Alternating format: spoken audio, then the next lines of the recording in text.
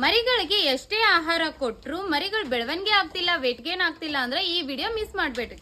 Hi, ಎಲ್ರಿಗೂ ಕುರಿಗಳ ಆಹಾರದ ಸೀರೀಸ್ಗೆ ಸ್ವಾಗತ. ಈ ಎಲ್ಲಾ ಸೀರೀಸ್ ನೀವೇನಾದ್ರೂ ನೋಡಿದ್ದೆ ಆದ್ರೆ ನಿಮ್ಗ ಕುರಿಗಳ ಫುಡ್ ಬಗ್ಗೆ 1% ಕೂಡ ಡೌಟ್ ಇಲ್ಲಾರಂಗ ಕ್ಲಾರಿಟಿ ಸಿಗುತ್ತಾ ಅಂತ ಹೇಳ್ತೀನಿ. ಅಂಡ್ ಇವತ್ ನಾವು ಮಿನರಲ್ ಮಿಕ್ಸರ್ ಬಗ್ಗೆ ಹೇಳತ್ತೀನಿ. ಮಿನರಲ್ ಮಿಕ್ಸರ್ ಏನಂತ ಬಹಳಷ್ಟು ಜನಕ್ಕೆ ಗೊತ್ತಿಲ್ಲ. ಅಂಡ್ ಗೊತ್ತಿದ್ದವ್ರಿಗೂ ಎಷ್ಟು ಪ್ರಮಾಣದೊಳಗ ಮರಿಗಳಿಗೆ ಮಿನರಲ್ ಮಿಕ್ಸರ್ ಕೊಡ್ಬೇಕು ಅನ್ನೋದು ಗೊತ್ತಿಲ್ಲ. ಸೊ ಇವತ್ತ ಈ ಟಾಪಿಕ್ ಬಗ್ಗೆ ಹೇಳ್ಬೇಕಂತ ಅನ್ಕೊಂತೀನಿ. ಮಿನರಲ್ ಮಿಕ್ಸರ್ ಅಂದ್ರ ವಿಟಮಿನ್ ಪ್ಲಸ್ ಮಿನರಲ್ ಕಾಂಬಿನೇಷನ್. ಇದು ಮರಿಗಳಿಗೆ ಕೊಡೋದ್ರಿಂದ ಮರಿಗಳ ಎಲುಬು ಗಟ್ಟಿಯಾಗುತ್ತ, ಮರಿಗಳ ತೂಕನೂ ಹೆಚ್ಚಾಗುತ್ತ, ಅದ್ರ ಜೊತೆಗೆ ರೋಗ ನಿರೋಧಕ ಶಕ್ತಿನೂ ಹೆಚ್ಚಾಗಿಸುತ್ತ. ಇನ್ನ ಮಿನರಲ್ ಮಿಕ್ಸರ್ ಯಾವ ರೀತಿ ಕೊಡ್ಬೇಕು, ಎಷ್ಟು ಪ್ರಮಾಣದಲ್ಲಿ ಕೊಡ್ಬೇಕಂತ ಕೇಳೋದಾದ್ರೆ, ಮಿನರಲ್ ಮಿಕ್ಸರ್ ಕಾನ್ಸಂಟ್ರೇಟ್ ಫೀಡ್ ಜೊತೆಗೆ ಬೆರೆಸಿ ಕೊಡ್ಬೇಕು. ಪ್ರತಿಯೊಂದು ಮರಿಗೆ 10 ರಿಂದ 15 ಗ್ರಾಮ್ ಅಷ್ಟೇ ಕೊಡ್ಬೇಕು.